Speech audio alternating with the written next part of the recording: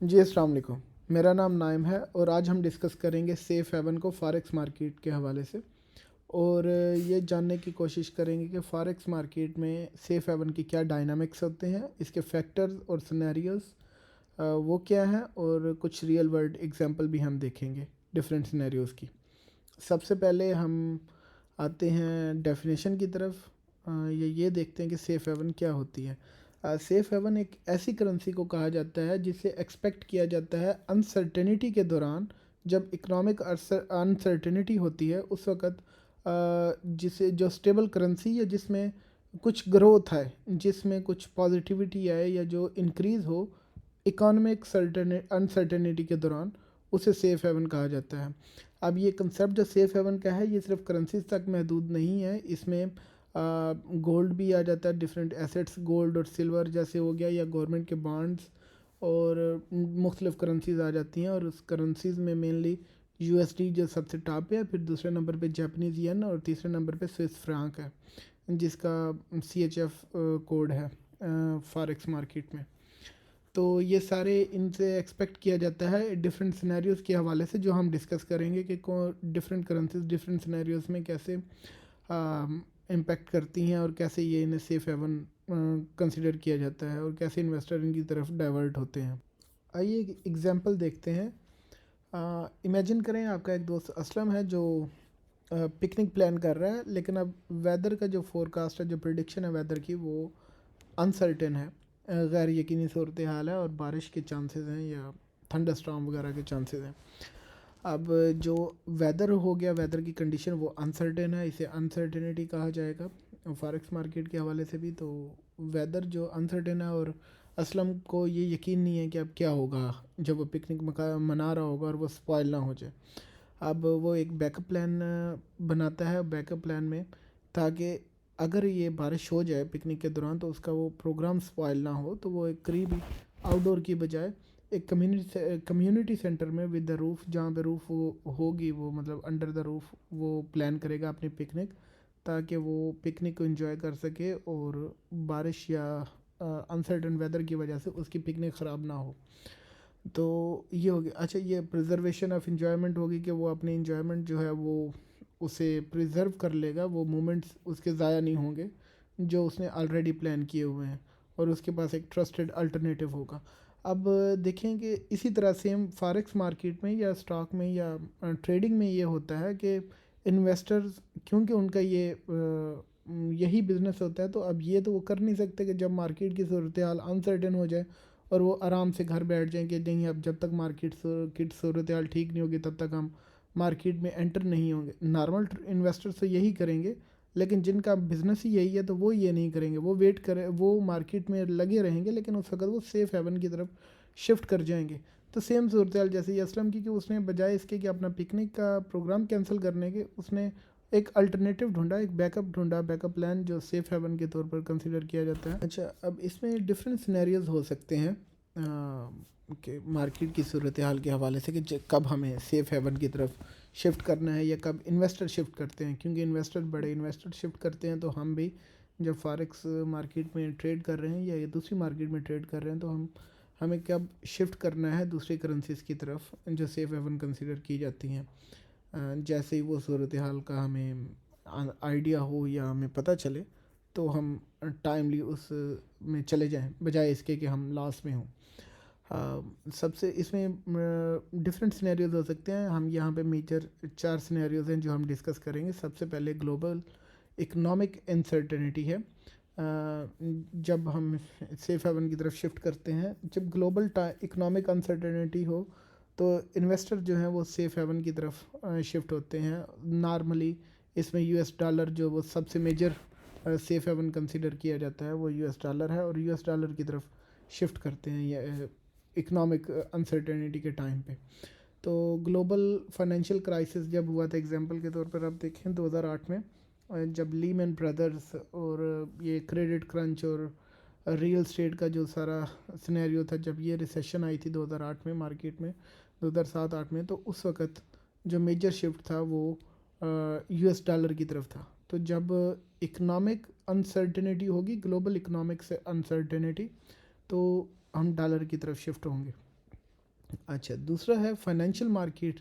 दूसरा सिनेरियो है financial market में वॉलेटिलिटी जब होगी तो उस वक्त जैसे पता नहीं चल रहा होता, जैसे कोविड पेंडेमिक में 2020 में हुआ था कि सडन एक चेंज आया था और मार्केट करेक्शन की तरफ चली गई थी। उस वक्त भी बहुत ज़्यादा अनसर्टेनिटी थी मार्केट में पेंडेमिक की वजह से, और उस वक्त स्टॉक्स और तमाम जो स्टॉक्स और मार्केट हैं वो क्रैश कर गई थी।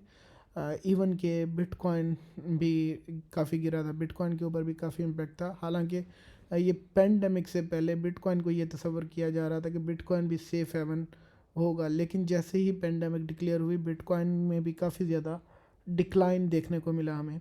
तो उस वजह से बिटकॉइन भी सेफ़ हेवन में नहीं शामिल हुआ और अब बिटकॉइन सेफ़ हेवन नहीं है। तो उसमें जो मेजर करेंसीज जो अप गई थी वो जापानीज़ येन और स्विस फ्रैंक, इवन उसमें ये तीनों करेंसीज शामिल थी। यूएस डॉलर भी काफ़ी स्ट्रांग रहा था ओवरऑल, और क्योंकि यूएस डॉलर ओवरऑल पूरी दुनिया की एक रिज़र्व करेंसी है, तो यूएस डॉलर हमेशा से सेफ़ हेवन ही का स्टेटस ही इंजॉय कर रहा है। तो ये तकरीबन तमाम सिचुएशन में, अनलेस कि वो सिचुएशन यूएसए के लिए भी नेगेटिव हो, तो फिर यूएस डॉलर की सिचुएशन डिफरेंट हो जाती है। जैसे 9/11 का वाक़या आप देख लें, तो उसमें यूएस क्योंकि ख़ुद इन्वॉल्व था एक्टिवली, तो उस वक्त सिचुएशन डिफरेंट होगी।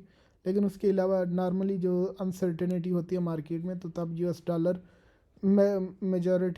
मेजर सेफ हेवन के तौर पे कंसिडर किया जाता है, और वो आलमोस्ट हर इवेंट में ग्रो करता है। और गोल्ड भी इसी तरह है, हम गोल्ड को आगे डिस्कस करेंगे। अच्छा, थर्ड सिनेरियो हमारे पास पॉलिटिकल इंस्टेबिलिटी या कोई पॉलिटिकल क्राइसिस हो, तो उस वक्त भी लोग, ये सिचुएशन भी अनसर्टेन होती है और उस वक्त भी इन्वेस्टर जो हैं वो सेफ हेवन की तरफ जाते हैं। उसमें गोल्ड शामिल है। जब पॉलिटिकल इंस्टेबिलिटी या जियो पॉलिटिकल टेंशन होगी, थर्ड और फोर्थ सिनेरियो, तो गोल्ड उसमें ज़्यादा हम देखेंगे कि गोल्ड की डिमांड ज़्यादा है, उस वक्त ज़्यादा होती है, डॉलर की निस्बत भी ज़्यादा होगी। तो उस वक्त भी पॉलिटिकल इंस्टेबिलिटी के दौरान भी आप देखेंगे कि इन्वेस्टर जो हैं वो सेफ हेवन की तरफ शिफ्ट होते हैं, और अगर आप भी ट्रेड कर रहे हैं उस टाइम, तो आपको भी इन एसेट्स की तरफ या इन करेंसीज़ की तरफ आपने शिफ्ट होना है, या इन करेंसीज़ को बाय करना है, या इनके अगेंस्ट जो बाकी करेंसीज़ है उन्हें आपने सेल करना है। इसमें एग्जांपल जो ब्रेग्ज़िट का रेफरेंडम हुआ था, जो पॉलिटिकल इंस्टेबिलिटी की एक मिसाल है। जब ब्रेग्ज़िट का रेफरेंडम हुआ था और ब्रिटिश एग्ज़िट हुआ था यूरोपियन यूनियन से 2016 में, तो उस वक्त भी एक पॉलिटिकल इंस्टेबिलिटी थी, पॉलिटिकल क्राइसिस था। पता नहीं चल रहा था कि अब क्या होगा आगे, तो उस वक्त लोग यूएस डॉलर और स्विस फ्रांक की तरफ शिफ्ट हुए थे। चौथे सिनेरियो में जियोपॉलिटिकल टेंशन है। जब जियोपॉलिटिकल टेंशन होती हैं, तो उस वक्त सबसे जो मेजर होती है जो एसेट है सेफ हेवन के तौर पे, वो गोल्ड होगा। सबसे ज़्यादा गोल्ड, और सेकंड नंबर पे यूएस डॉलर। तो उसमें एग्जांपल के तौर पे आप देखें, यूक्रेन और रशिया की जब वार हुई थी, तो गोल्ड बहुत ज़्यादा ऊपर चला गया था पेंडेमिक के बाद। अब पेंडेमिक के दौरान भी गोल्ड ऊपर चला गया, उसके बाद आहिस्ता आहिस्ता नीचे आना शुरू हुआ। लेकिन जैसे ही यूक्रेन और रशिया की वार स्टार्ट हुई, तो अगेन गोल्ड जंप कर गया ऊपर। तो ये चीज़ भी गोल्ड को आप इस हवाले से देखें कि गोल्ड एक सेफ़ हेवन के तौर पे कंसिडर किया जाता है यहाँ पे। और गोल्ड की डिमांड अब ओवरऑल जो अब देखेंगे, अब सबसे ज़्यादा अगर हम इसे समराइज़ करें, इस सारे जो टॉपिक हमने अभी तक डिस्कस किया है, गोल्ड सबसे ज़्यादा मेजर करेंसी है, और दूसरे नंबर पे यूएस डॉलर, जापानीज़ येन और स्विस फ्रैंक थर्ड और फोर्थ नंबर पे आते हैं।